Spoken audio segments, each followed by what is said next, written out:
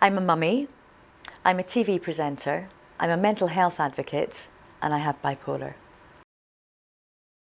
I actually didn't used to know who Annie Douglas was at all.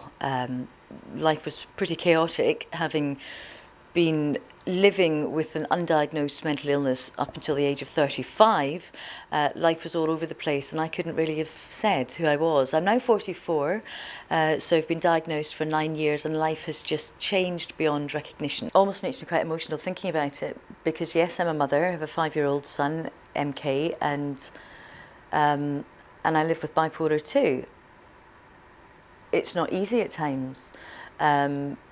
Because if I'm going through a depressive low where I'm a nasty one, where I don't want to see anyone or speak to anyone, have no energy at all, and just need to sleep and wallow for a bit, then how do you do that when you've got a 5.5-year-old bounding around who doesn't want to see his mummy doing that? Or if I'm having a hypomanic episode, you know, I don't want to be the embarrassing mummy at the school gate who's out of control, talking too much, talking too fast, being overexcitable. So I manage it. So as a professional television presenter, working for over 20 years in some fairly stressful jobs, I suppose, at times, some fairly high profile, it was very challenging to live with bipolar, undiagnosed for so many of these years as well.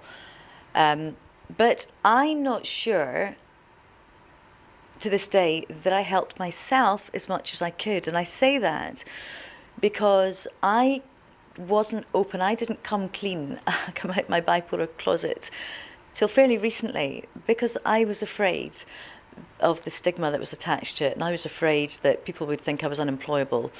So if I had these really dreadful lows, where I couldn't possibly go to work, I mean really couldn't function, then I would come out with a whole myriad of excuses because I didn't feel comfortable or confident enough to say that actually I was contemplating ending my life. Now that's quite serious, but it didn't seem like something I could say.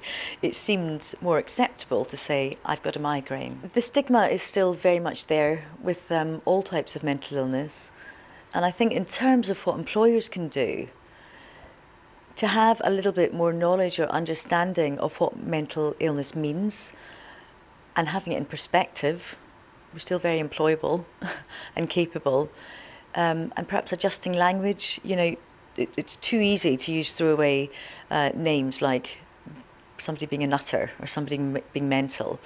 I think if people learn a little bit more about what mental illness is and isn't, then they will think twice about using that sort of language.